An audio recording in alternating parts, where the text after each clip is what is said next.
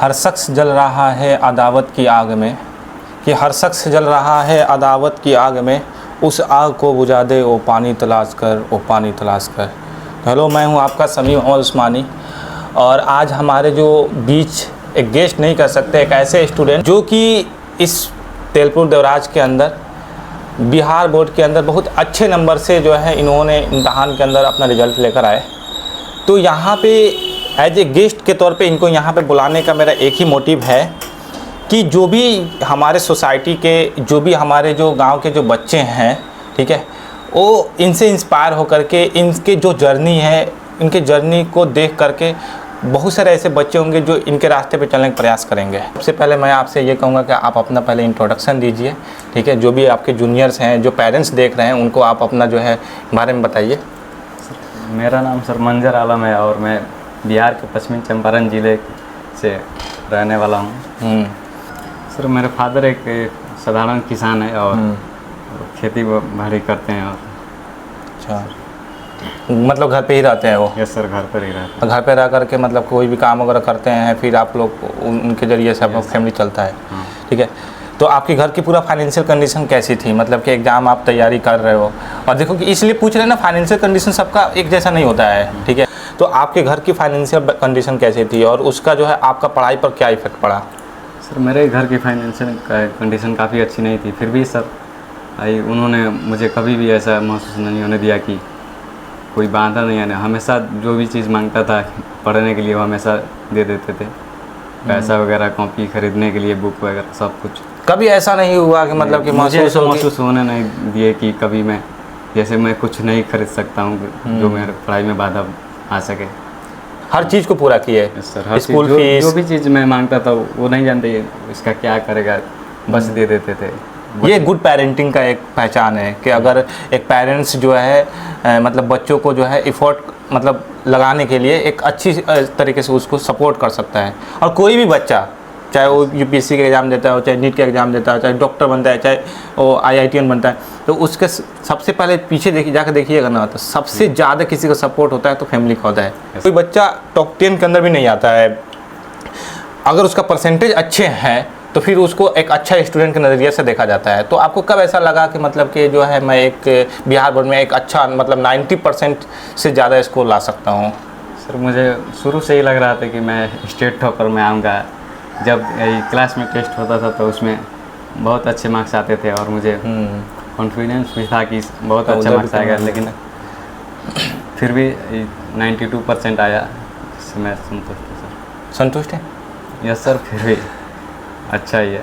हाँ, 92% तो कम नहीं होता ना, हम लोग तो 80 के आसपास रह गए थे, ठीक है। तो 92% अपने आप में एक बहुत बड़ी परसेंटेज है जो कि सबको नहीं आता।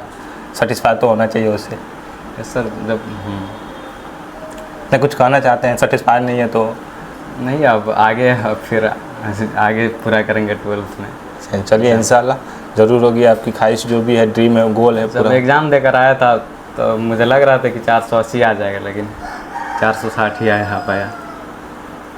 यानी 460 से प्लस आपका टारगेट था? यस सर, एग्ज़ाम देकर आया, फिर भी उस वक्त भी मुझे लग रहा था कि 80 आ ही जाएगा, 480। खैर कोई ना, जितना आता है उतना ही खुशी मतलब इंसान को अगर प्राप्त हो जाए तो अच्छी बात है। खैर पढ़ाई की चीज़ में ये कभी ऐसा नहीं होना चाहिए सेटिस्फेक्शन। अगर आज आपको जो है 460 आया, डेट मीन्स 92% आया, तो अब इससे सेटिस्फाई हो जाएंगे तो फिर 12 में आपका जो है आगे ग्रोथ रुक सकती है। मे भी आपका प्रिपरेशन करने का जो है साल भर का एक मतलब एक रूटीन होगा। ऐसा नहीं है कि 5 दिन आप पढ़े होंगे और आपका 460 आ गया होगा। उसके प्रिपरेशन का एक शेड्यूल होगा, टाइम टेबल होगा। कैसे आप मतलब प्लान करके पढ़े थे? सर मैं शुरू से ये जितना भी पढ़ाई होता था ट्यूशन पे, उसे एक दिन पहले ही पढ़ कर आता था, किताब बुक रीडिंग करता था जितना भी, और हमेशा अधिक से अधिक समय पढ़ाई में ही देता था। अच्छा, तो इसमें आप YouTube का भी मदद करते होंगे? यस सर, मतलब लेते होंगे, एक सहारा ले लेता था सर कभी-कभी। कैसा है YouTube आज के बच्चों के लिए, मतलब पढ़ाई के नज़रिए से? अगर आप अच्छे से इस्तेमाल करें मोबाइल का तो बहुत ही अच्छा है, क्योंकि आज सारे वो फ्री कंटेंट मिल जाते हैं आपको जो YouTube पे है। यस सर, मैं यूट्यूब बताएंगे जूनियर को जो यूट्यूब से अगर पढ़ना चाहते हैं, मतलब पार्ट टाइम में, क्योंकि ऑफलाइन तो ज़रूरी है। क्योंकि कंसिस्टेंसी रखने के लिए, क्योंकि आप डेली यूट्यूब से पढ़िएगा तो नहीं हो पाएगा। कंसिस्टेंसी रखने के लिए मतलब एक ऑफलाइन कोचिंग ज़रूरी है, साइड से यूट्यूब मतलब आपके लिए बहुत ज़रूरी है, जो आज के दौर में जो फ्री कंटेंट मिल सकते हैं आपको। नहीं, यस सर, जो भी चीज़ डाउट होता था वो कभी देख लेता था यूट्यूब पे। होना भी चाहिए, क्योंकि जब आपको रिसोर्सेज हैं और वो फ्री मिल रहे हैं तो आप वहाँ से गेन कर लो, कोई दिक्कत नहीं है। तो आपका जो है मतलब पूरा साल ऐसा जर्नी रहा है, मतलब ये नहीं कि एक दिन पढ़े फिर जो है 2 दिन गैप करके फिर 3 दिन, पूरा साल चला? पूरा साल मैं उसमें कंटिन्यू में पढ़ता था। कभी कभी जैसे कोई त्यौहार वगैरह में भी उस दिन भी थोड़ा बहुत पढ़ ही लेता था। अच्छा, ज़्यादातर दिन को पढ़ते थे या रात को? क्योंकि बहुत सारे बच्चे हैं जिनका अलग अलग, कुछ बच्चे रात को ज़्यादा पढ़ते हैं तो सुबह को नहीं जग पाते हैं, कुछ लोग पहले सो जाते हैं तो सुबह में ज़्यादा पढ़ते हैं। सर मैं रात में ज़्यादा पढ़ता था सर, सुबह नहीं उठता था। कितना बजे तक आपको? 1-2 बज जाता था। अच्छा, उसके बाद और से उसके बाद सुबह 6-7 बजे उठता था और ट्यूशन 8 बजे से रहता था। अगला क्वेश्चन की तरफ चलते हैं। क्या आपके पास कोचिंग या ट्यूशन के सपोर्ट था या सेल्फ स्टडी की? सर मेरे पास कोचिंग का बहुत बड़ा सपोर्ट था, तो सेल्फ स्टडी पर भी मैं बहुत ज़्यादा ध्यान देता था। इसके ही नतीजा है सर मेरा 460 मार्क्स आ पाया। देखिए, सबसे बड़ी बात ये होती है ना कि जब आप ऑफलाइन करते हो तो उससे कंसिस्टेंसी आती है, Yes, sir. ठीक है, और सेल्फ स्टडी नहीं करोगे तो उस कंसिस्टेंसी का कोई फिर मतलब भी नहीं बनता है, क्योंकि आप सिर्फ कोचिंग करते जा रहे हो, खाते जा रहे हो, आपका अंदर का डाइजेशन नहीं हो रहा है, तो वो फिर उसे एनर्जी नहीं मिलेगी। मतलब भोजन खा रहे हैं, डाइजेशन नहीं हो रही तो एनर्जी कहाँ से मिलेगी? सही तरीके से डाइजेशन नहीं होगा। तो उसी तरीके से सिर्फ कोचिंग आएंगे पढ़ने का, सेल्फ स्टडी को अगर हटा दे तो सेल्फ स्टडी से कुछ नहीं हो सकता है, सेल्फ स्टडी के बगैर कुछ नहीं हो सकता है फिर। तो जितने भी जूनियर्स हैं जिनको लगता है कि मतलब कि नहीं यार हम कोचिंग पढ़ते हैं, स्कूल जाते हैं, ठीक है, तो इतना हमारे लिए that is enough for me, नहीं, नॉट एट ऑल, ये नहीं है, इतना काफ़ी नहीं है। इनसे सीखिए, मतलब आप बताइए कि सेल्फ स्टडी क्यों ज़रूरी है? सेल्फ स्टडी बहुत ही ज़रूरी है। अगर सेल्फ स्टडी नहीं करते हैं तो फिर उस पढ़ाई का कोई मतलब ही नहीं बनता है। जो पढ़ कर आए फिर भूल जाएंगे अगर सेल्फ स्टडी नहीं करेंगे तो। इसलिए सेल्फ स्टडी पर बहुत ज़्यादा ध्यान देना चाहिए। टीचर तो सभी बच्चे को हाँ, बराबर ही पढ़ाता है, लेकिन कोई ज़्यादा मार्क्स ला लेता है, कोई बहुत 300-250 पर ही रुक जाता है। वो सब सिर्फ सेल्फ स्टडी का ही उसका परिणाम होता है, जो अच्छे मार्क्स भी आते हैं और बहुत कम भी मार्क्स आते हैं। बिल्कुल, पॉइंट सही है कि क्योंकि एक टीचर जो है 50-60 बच्चों को पढ़ा रहा है, उसमें से 2 बच्चे बहुत आगे हैं, 2-3 मतलब उससे नीचे हैं, फिर उसके नीचे हैं, फिर उसके नीचे हैं, कुछ बहुत ज़्यादा ख़राब हैं। तो मतलब डिपेंड कर रहा है कि वो जो है जिनका अलग अलग जो वेरिएशन दिख रहा है, ये इसलिए है क्योंकि जो है उनका सेल्फ स्टडी का नतीजा है। Yes sir. सर मैंने जितना भी बुक वगैरह था और उस सब NCERT में बस NCERT ही पढ़ता था, और सर जो ट्यूशन पर पढ़ाते थे वो कार सर अलग से भी क्वेश्चन बनवाते थे अगर अदर किताब से, बस उतना से ही पढ़कर NCERT पर ही मैं पूरा ध्यान देता था। इस तरह अदर बुक से नहीं पढ़ा, और लास्ट में सर क्वेश्चन बैंक करवाए थे, बस वो सब से। आपको कभी ऐसा लगा यार कि नहीं यार मतलब छोड़ देते हैं, जितना नंबर आएगा उतना में खुश हो जाएंगे? क्योंकि जब आदमी मेहनत करता है ना तो कभी कभी लगता है यार क्यों इतना मेहनत कर रहे हैं। हमारे जैसे बहुत सारे ऐसे बच्चे हैं हमारी क्लास में, वो भी तो मतलब उनका भी तो मतलब सब कुछ अच्छा चल रहा है, हम इतना क्यों मेहनत करें? कभी ऐसा लगा? सर मुझे भी कई बार ऐसा लग रहा था कि जितना मार्क्स लाना चाहता हूँ उतना कहीं नहीं आ पाएगा, इसलिए बहुत बार ऐसा महसूस है, लेकिन फिर भी मैं लगातार पढ़ता था। और सर भी हमेशा मोटिवेट करते रहते थे ट्यूशन पे, और टेस्ट में अच्छे मार्क्स आते थे तब भी मुझे लग रहा था कि अब अच्छा भी कर सकते हैं एग्ज़ाम में। डिमोटिवेशन और कभी होती थी? मतलब डिमोटिवेशन का मतलब ये हो गया कि मतलब पढ़ाई वढ़ाई से दिल भागना? नहीं सर, मुझे ऐसा कभी नहीं होता था। मैं पढ़ाई में हमेशा शुरू से मतलब अच्छा लगता है? बस मैं समझता था कि अगर पढ़ूंगा तो अच्छा मार्क्स आएगा ही, और मार्क्स से क्या लेना था, आप पढ़ेंगे तो बहुत नॉलेज के लिए नॉलेज बढ़ेगा।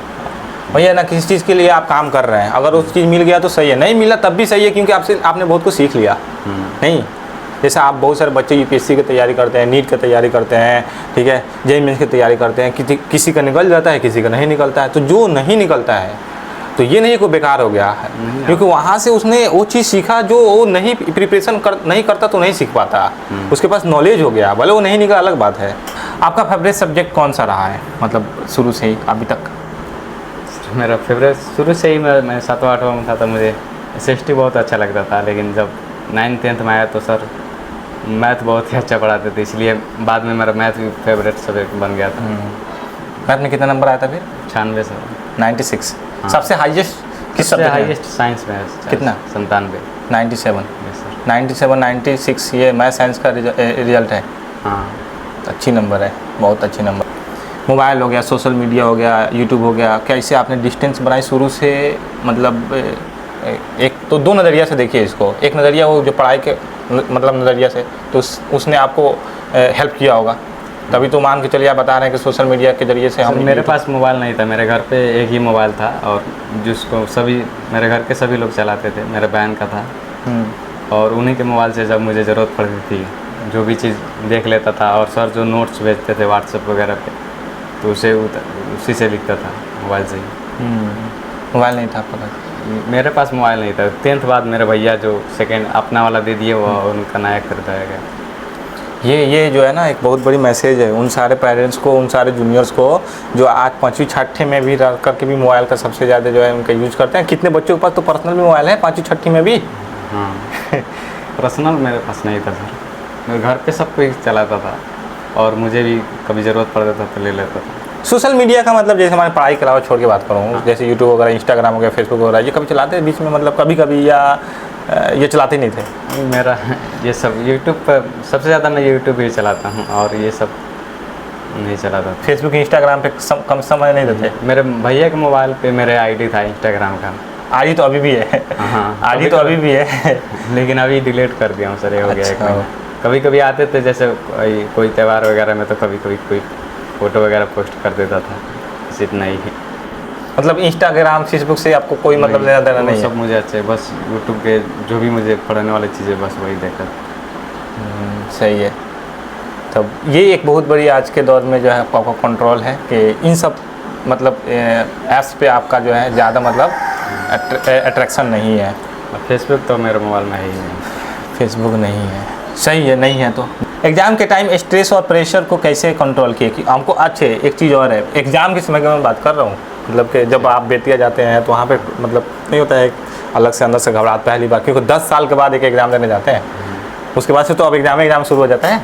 सर उस समय सर बहुत ही लग रहा था कि कैसा एग्ज़ाम जाएगा, और हम लोग का सेकंड सीटिंग में था, इसलिए और थोड़ा ज़्यादा।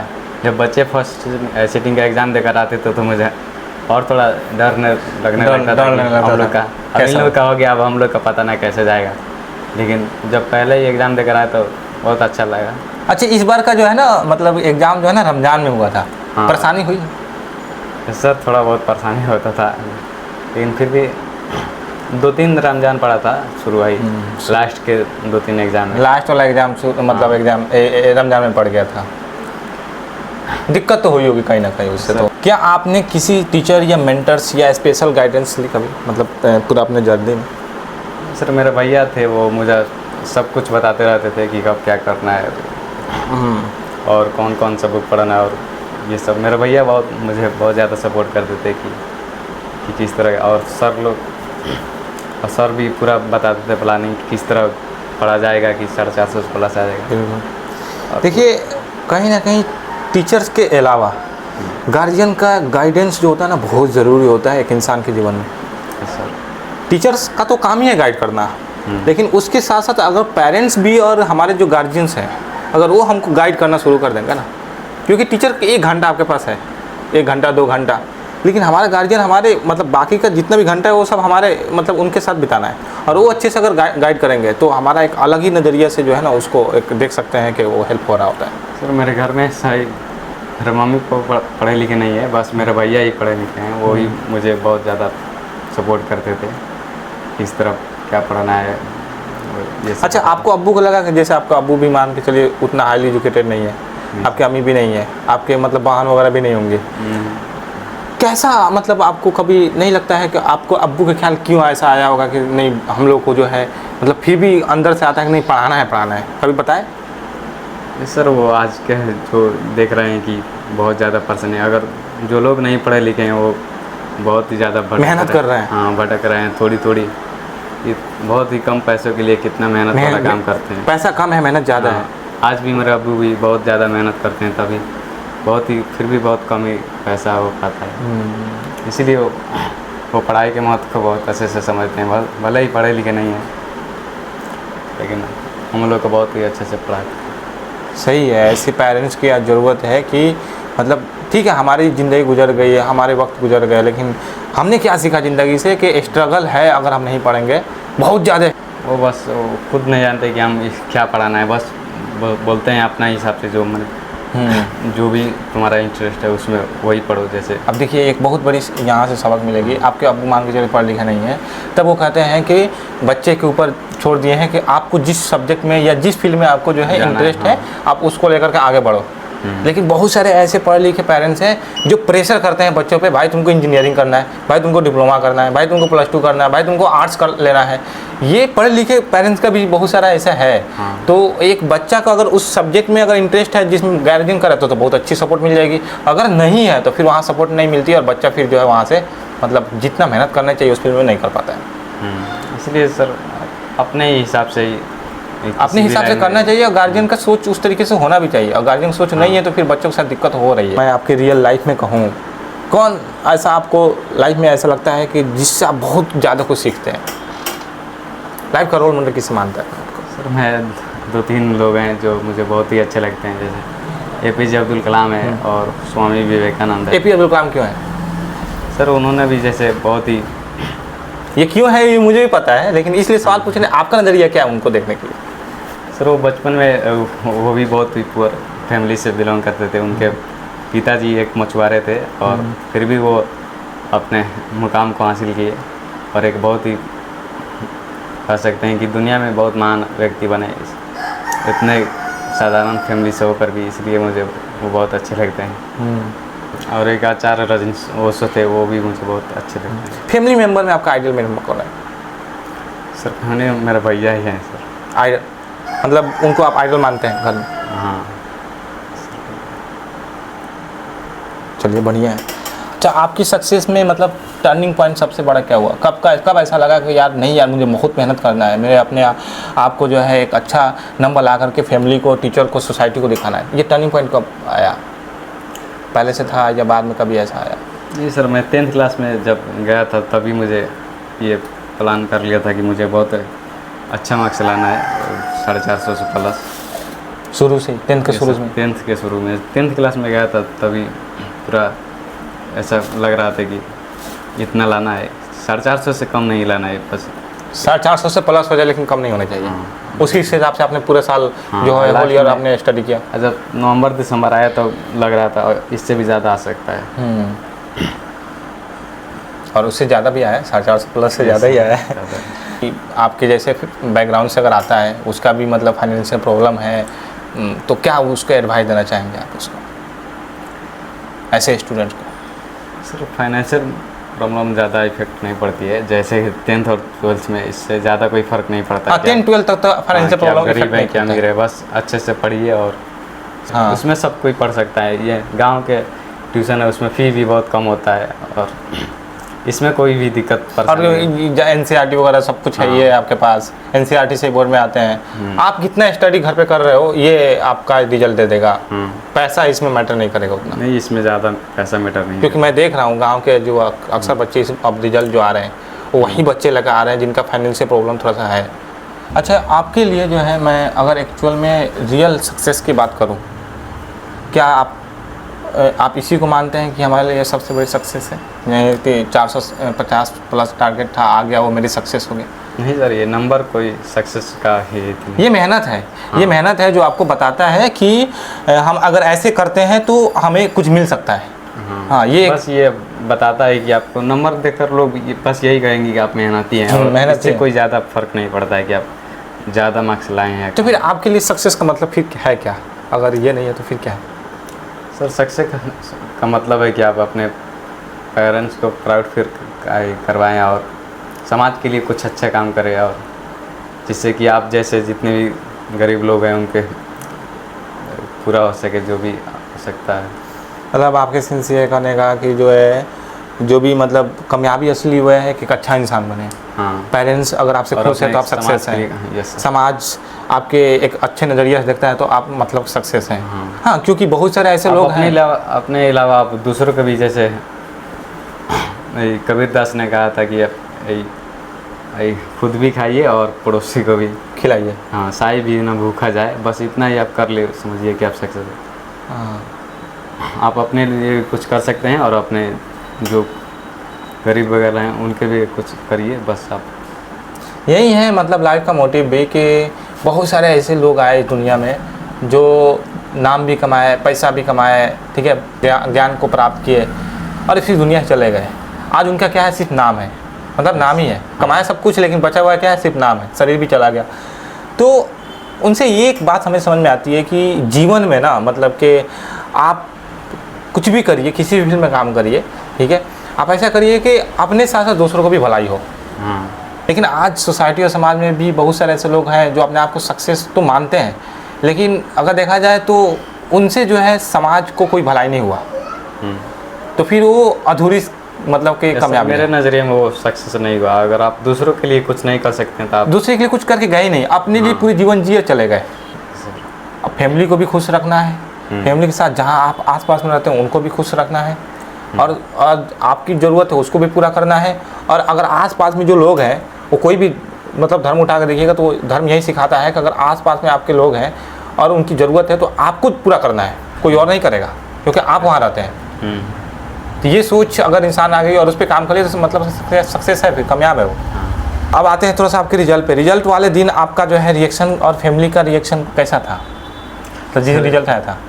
रिजल्ट वाले दिन सबके जब रिजल्ट देखा था सब कोई खुश था कि अच्छा मार्क्स आया है, लेकिन मुझे थोड़ा अच्छा नहीं लग रहा था कि इससे भी अच्छा मार्क्स आ सकता था। लेकिन होता है भी मेरे घर के सब कुछ खुश था कि उन लोगों को लग रहा था कि बहुत अच्छा मार्क्स है, लेकिन मेरे भैया और मुझे ऐसा लग रहा था कि थोड़ा और अच्छा। क्योंकि भैया आपकी मेहनत को जानते थे और आपने मेहनत किया था, तो इसलिए आपको लग रहा था कि नहीं इससे ज़्यादा आना चाहिए था, और इतना आया नहीं, इसलिए लग रहा था। 24 मार्च को मुझे लग रहा था कि टॉपर वेरिफिकेशन का कॉल आएगा, लेकिन नहीं आ पाया। खैर देखिए, टॉपर बनना ज़रूरी नहीं है, मेन मैटर ये करता है कि आप कितने परसेंटेज लेकर आए हैं। हाँ, क्योंकि अगर मान के चलिए कि 50 बच्चे जो है 95 प्लस लेकर आ गए, 50-60 बच्चे तो ऐसा नहीं कहेंगे कि अब उसमें कोई आगे होगा कोई पीछे होगा, थोड़ा पॉइंट से, तो ऐसा नहीं कहेंगे जो 49 नंबर पे है, जो 49 नंबर पे है वो जो है मतलब मेहनती लड़का नहीं है भाई, उसका भी 95% से ज़्यादा ही है, और रैंक अलग अलग है।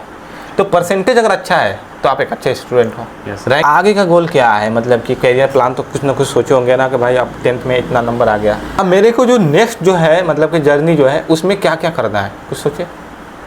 सर मेरा गोल यूपीएससी है, यूपीएससी क्रैक करना और आईएएस बनना है। यूपीएससी मैं शुरू से ही गोल है? शुरू से ही मेरा यही गोल है सर। अच्छा, बहुत सारे ऐसे बच्चे सोचते हैं कि जो है यूपीएससी का गोल है और फिर आगे चल के उनका माइंडसेट बदल जाता है, तो फिर सेकंड ऑप्शन भी लेकर चलना पड़ता है लाइफ में। यस सर, सेकंड ऑप्शन लेकर चलना चाहिए। जैसे मेरा गोल फाइनल यूपीएससी हाँ, है, अगर उसका एक सेकंड ऑप्शन भी लेकर चलना चाहिए लाइफ में, मैं कह रहा हूँ, क्योंकि आज के दौर में तो ज़रूर। लेकिन मैं सर बीटेक करूँगा सर। बीटेक मतलब टेक्निकल डिग्री हाँ, करके फिर उसके बाद प्रिपरेशन करना है, अगर नहीं हुआ तो फिर जॉब। हाँ, और लाइफ का मतलब कि मेन पर्पस यही होना चाहिए लाइफ में, गोल घूम करके यही होना चाहिए कि एक अच्छा इंसान बनना है और दूसरे के लिए काम करना है अपने साथ साथ। Yes sir. चाहे आप सिविल सर्विस में रख के काम करिए, चाहे आप जो है जॉब करके जो है आप आकर के करिए। हाँ, अगर इंसान एक दूसरे को मदद करना चाहे तो वो गल्फ में रह कर भी मदद कर सकते हैं, इंडिया में रहकर इंडिया के लोगों को भी मदद कर सकता है। मैंने ऐसे देखा है बहुत सारे लोगों को जो वहाँ पे भी रहते हैं लेकिन यहाँ पे काम कर रहे होते हैं। Yes sir. हाँ, ऐसे बहुत सारे स्कूल को मैं डायरेक्टर को जानता हूँ जो विदेश में रहते हैं, ठीक है, हाँ। जो वहाँ से वो स्कूल इंस्टीट्यूशन को चला रहे हैं और सोसाइटी को जो है शिक्षा प्रदान कर रहे हैं, यस सर। तो ये भी तो एक सेवा दे रहे हैं ना सोसाइटी को।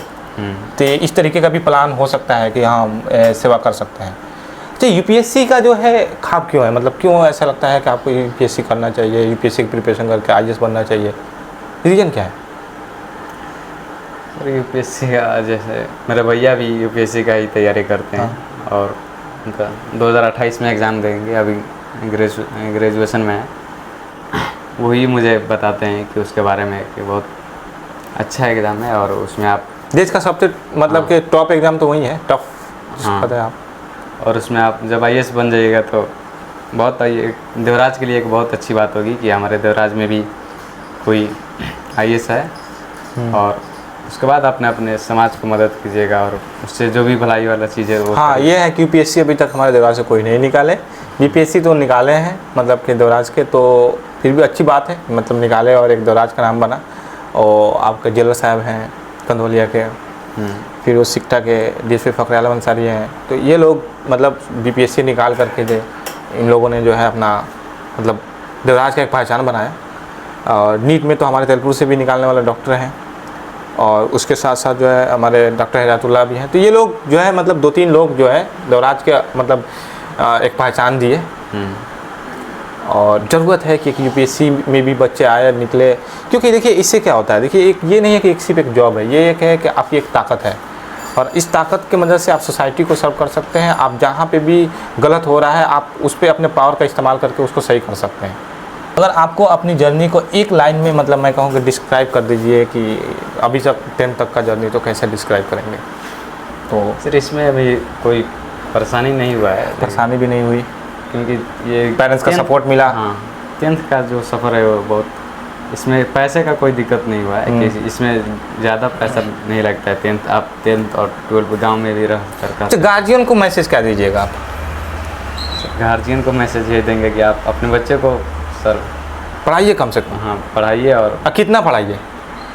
इतना पढ़ाइए कि आप जो भी कुछ करना चाहता है वो कर सके। और मतलब कि इतना पढ़ाइए कि मतलब कि आज की जो बेसिक नीड है वो अपने आप से पूरा कर ले वो बच्चा। हाँ, और वो थोड़ा मैच्योर हो जाए, समझदार हो जाए, क्या गलत है क्या सही हो फर्क कर ले। बाकी कमाने के लिए तो आदमी बिजनेस भी करके कमा सकता है। बिजनेस में करने वाले लोग जो आज नहीं पढ़े वो भी पैसा कमा रहे हैं, लेकिन सही चीज़ गलत चीज़ को फ़र्क करने के लिए पढ़ाइए कम से कम। हमारे इंडिया के जो कॉन्स्टिट्यूशन है हमारे, तो क्या राइट्स दिया है, ठीक है, हम उसको पहचान सके। हमारे साथ अगर गलत होगा तो हम अन्याय के खिलाफ हम बोल सके कम से कम। किसी के साथ अगर गलत कर रहे हैं तो समझ में आनी चाहिए कि ये गलत चीज़ हम कर रहे हैं उसके साथ। मिस बिहेव है कि गुड बिहेव है, ये सब क्या कर रहे हैं गलत या सही उसका भी पहचान हो। इतना तो कम से कम पढ़ना होना जरूरी है। अच्छा, इसी में आपको मैं कहूँ कि आप स्टूडेंट को क्या मैसेज दीजिएगा? ये तो पेरेंट्स का मैसेज है कि आप बच्चे को हर हाल में पढ़ाइए। Yes sir. स्टूडेंट को क्या मैसेज दीजिएगा? सर स्टूडेंट को सर आप जब आपके माता पिता पढ़ा रहे हैं तो आप पूरी ईमानदारी से पढ़िए, और आप इतना ईमानदारी से पढ़िए और अच्छे से पढ़िए कि उनको कभी ऐसा ना महसूस होने दे कि मैं पढ़ा रहा था कि कोई गलत काम कर दिया है। बहुत अच्छी आप बात बता रहे हैं कि मतलब जब माता पिता पढ़ा रहे हैं तो आप अच्छे से पढ़िए, धोखा मत दीजिए किसी को, या तो डायरेक्ट मना कर दीजिए कि हमको नहीं पढ़ना है। हाँ, नहीं तो पढ़िए तो बहुत अच्छे से पढ़िए, बस उसका परिणाम जो भी हो, लेकिन आप अपने मन से अच्छे से पढ़िए। हाँ, मतलब आप अपने से सेटिस्फाई रहेंगे तो कोई भी क्या होगा उसका कोई दिक्कत नहीं होगा। बस आपको लगेगा कि हाँ मैंने मेहनत किया था, बस जो भी उसका परिणाम होगा उससे कोई दिक्कत नहीं है। आप अपने से कभी दुखी नहीं होंगे कि मेरी गलती थी। आप एक लड़का है, लड़की की एजुकेशन के बारे में बात क्या करिएगा? मतलब कि सोसाइटी में लड़कियों को पढ़ना चाहिए कि नहीं? क्योंकि आप तो पढ़ रहे हैं ना सर। बहुत सारी लड़कियाँ नहीं पढ़ती है और बहुत सारी लड़की को पढ़ने नहीं दिया जाता है, उस पर क्या कहेंगे? क्या उनको ऐसे ही मतलब जिस तरीके से चल रहा है वो मतलब वो सही है, या कुछ बदलाव होनी चाहिए? सर लड़की को बदलती हुई ज़माने के हिसाब से मैं बात कर रहा हूँ। हाँ, लड़की को भी पढ़ाना बहुत ज़रूरी है सर। इसमें कोई भेदभाव नहीं करना चाहिए कि लड़का या लड़की, अब दोनों को बराबर ही पढ़ाना चाहिए, बच्चे हो या बच्चे से कोई फ़र्क नहीं पड़ता। क्योंकि लड़की को इसलिए पढ़ाना चाहिए क्योंकि आज देख रहे हैं ना, हाँ। मतलब कि घर में जो भी बच्चा आ रहा है मतलब पढ़ के स्कूल से, तो फादर तो घर से बाहर है, तो पूरा सब कुछ तो बच्चे को हैंडल कौन कर रहा है? मदर। और मदर कम से कम 10वीं 12वीं तक पढ़े रहेगी, तभी तो बच्चे को सब मतलब अच्छे से पढ़े रहेगी, तभी इस देश का विकास हो। विकास भी होगा। देश के हिस्सेदारी में भी तो लड़कियों का भी योगदान होना चाहिए ना। 50% तो 50% लगभग लड़कियाँ ही हैं देश में या दुनिया में। अगर आधा हिस्सा अगर ना पढ़े तो समझे कि उस देश का विकास होने की कोई संभावना नहीं। जो एजुकेटेड लोग हैं उनको पॉलिटिक्स में आना चाहिए नहीं आना चाहिए? आपका नज़रिया क्या बोलता है? क्योंकि आप तो पॉलिटिक्स में नहीं है, लेकिन एक होना है कि पढ़ने वाले बच्चों की सोच कि भाई एजुकेटेड लोगों को सिर्फ मतलब सोसाइटी में मतलब रह करके जॉब करना चाहिए, या मतलब काम करना चाहिए, अपना बिजनेस करना चाहिए, या पॉलिटिक्स में भी जाना चाहिए? सर आना चाहिए पॉलिटिक्स में, कि अगर अच्छे लोग आएंगे तो समाज का अच्छा कुछ करेंगे, और उससे कि समाज के बहुत अच्छा भलाई होगा। हाँ, क्योंकि जो क्योंकि उनसे सीखे ना, डॉक्टर भीमराव अम्बेडकर ले लिए, डॉक्टर जाकिर हुसैन, डॉक्टर जाकिर हुसैन, मौलाना अबुल कलाम आज़ाद, ये सब कोई एजुकेशन से जुड़े हुए थे। ठीक है, लेकिन साथ साथ में पॉलिटिक्स में भी थे। तो एजुकेशन अच्छा इंसान करना चाहिए कि उसमें आकर आप थोड़ा बड़ा स्तर पर लोगों का भी सहायता कीजिएगा। अच्छे नंबर लाने के लिए क्या जो है आपका एक बहुत बड़ा कोचिंग मतलब होना ज्वाइन करना ज़रूरी है, या आप कहीं से भी कर सकते हैं अच्छा नंबर लाने? नहीं, आप एक बहुत बड़े कोचिंग की ज़रूरत नहीं है, बस आप एक अच्छा टीचर होना चाहिए। एक अच्छा टीचर वो जो जितना सिलेबस है मतलब बिहार बोर्ड का उसको कवर कर ले, बाकी सेल्फ स्टडी, Yes, sir. क्योंकि सिलेबस से तो बाहर आएंगे नहीं, और सिलेबस अगर उतना उस लायक तो क्यों नहीं है जो सिलेबस कम से कम पूरा कर ले, यस सर, हाँ उतना बस ट्यूशन से हो जाए बहुत क्योंकि काफ़ी। हाँ अब बाकी जो है आप सेल्फ स्टडी से करेंगे तभी हो पाएगा। क्योंकि बहुत सारे ऐसे बच्चे हैं जो बड़े कोचिंग में तो चले जाते हैं लेकिन फिर भी वहाँ पे सेकंड डिवीज़न थर्ड डिवीज़न से पास होते हैं, इसलिए क्योंकि जो है सेल्फ स्टडी को साइड कर देते हैं, यस इसीलिए होता है।